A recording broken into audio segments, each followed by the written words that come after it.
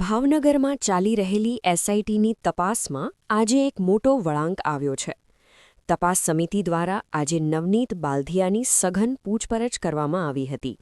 આ પૂછપરછ દરમિયાન નવનીત બાલધિયાએ કેસને લગતા મહત્વના પુરાવાઓ રજૂ કરીને તપાસમાં સહકાર આપ્યો છે. નવનીત બાલધિયાએ એસઆઈટીને કુલ 15 જેટલા દસ્તાવેજી કે અન્ય પુરાવાઓ સોંપ્યા છે. તેમણે જણાવ્યું હતું કે આ પુરાવાઓ કેસની સત્યતા સાબિત કરવામાં અત્યંત મદદરૂપ સાબિત થશે. પૂછપરછ બાદ તેમણે એસઆઈટીની અત્યાર સુધીની તપાસની દિશા અને પદ્ધતિ પર પોતાનો સંપૂર્ણ વિશ્વાસ વ્યક્ત કર્યો હતો. નવનીત બાલધિયાએ અત્યંત મહત્વનું અને સાહસિક નિવેદન આપતા જણાવ્યું હતું કે તેઓ પોતાની વાત પર અડગ છે. તેમણે સ્પષ્ટ શબ્દોમાં કહ્યું કે જો કોળી સમાજનો કોઈ પણ આગેવાન મને આ લડાઈમાંથી પાછા હટવા કે સમાધાન કરવા માટે દબાણ કરશે તો પણ હું મારી વાત પર મક્કમ રહીશ અને લડત ચાલુ રાખીશ. તેમણે કોઈ પણ પ્રકારની રાજકીય કે સામાજિક મધ્યસ્થી સામે ઝૂકવાનો સાફ ઇનકાર કર્યો છે. જે મારે આપવાનું હતું, જે પ્રૂફ રજૂ કરવાના હતા એ મેં 15 મુદ્દા રજૂ કર્યા છે. એની ઉપર તપાસ થાય તેવી મેં માંગણી કરી છે. અચ્છા નવનીતભાઈ, 3 કલાક સુધી મેરેથોન જે તમારું નિવેદન નોંધવામાં આવ્યું છે, કયા પ્રકારના સવાલ તમને એસઆઈટી દ્વારા કરવામાં આવ્યા હતા? સવાલ તો તપાસનો વિષય છે. જાહેર કરવાથી તો તમને ખબર છે ને મને ખબર છે, જાહેર કરવાથી આરોપીઓને કંઈ ને કંઈ છેડા કરવાનું મળે, એટલા માટે મુદ્દા જાહેર કરતો નથી. શું લાગે છે આજે તમારું નિવેદન નોંધાયા બાદ તમને હવે એસઆઈટી ઉપર કેટલો વિશ્વાસ છે કે તમને ન્યાય મળશે? જે મારા મુદ્દા છે એ પ્રમાણે જો તપાસ યોગ્ય થશે તો જરૂર મુખ્ય આરોપી સુધી પહોંચે જશે. નવનીતભાઈ, શનિવારે પણ 2 પીઆઈ નો જે અહીંયા તપાસ શરૂ થઈ હતી તે બાબતે શું કહેશો? એ બાબત તો એ તપાસનો વિષય છે, એમાં તો મને કાંઈ ખ્યાલ નથી. જે કાંઈ એસઆઈટી વાળા એમની પૂછપરછ કરી અને જે કાંઈ કર્યું એ મને ખ્યાલ નથી. નવનીતભાઈ, એક કોલ રેકોર્ડિંગ પણ વાયરલ થયું હતું જેમાં આરોપીઓ બદલાવાના આક્ષેપ થયા હતા. એ બાબતે તમે એસઆઈટી સમક્ષ ખુલાસાઓ કર્યા છે કે એ તો પૂછવામાં આવ્યું હતું કે ભાઈ આ કોઈ કહે છે કે ભાઈ એ મારો તપાસનો વિષય અમે જાહેર ન કરી શકીએ.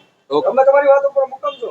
હા, હું મારી વાત ઉપર શરૂઆત એવું કહી રહ્યા છો કે જયરાજભાઈ આહિર દ્વારા હુમલો કરવામાં આવ્યો છે, તો તમે એવું ખુલીને શા માટે નથી કહી શકતા કે તમારી પાસે શું એવિડન્સ છે?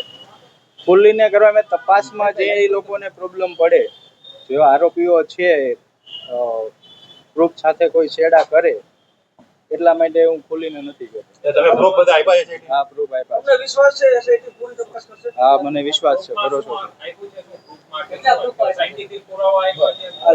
લેખિત આપ્યા છે. અન્ય માણસોના નામ પણ ખુલશે જે તપાસમાં. મેં જે જગ્યાએ અમુક જે કાંઈ રચના થયું આ તે થયું, મને મારા જાણ્યા મુજબ જે કાંઈ મારી પાસે પુરાવા હતા એ મેં આપ્યા છે.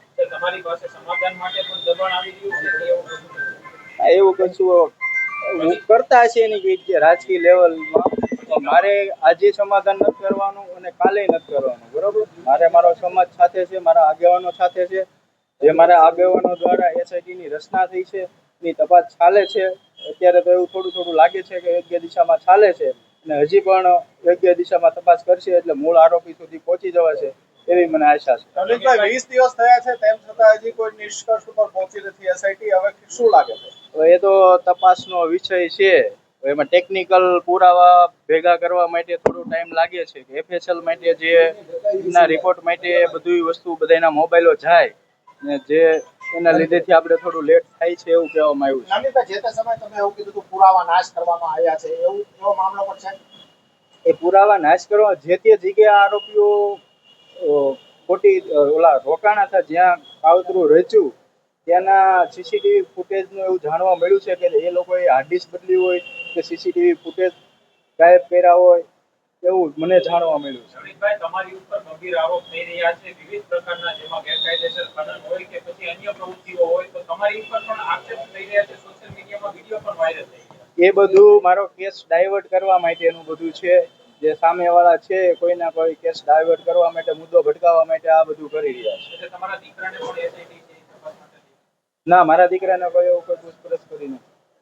ઓકે.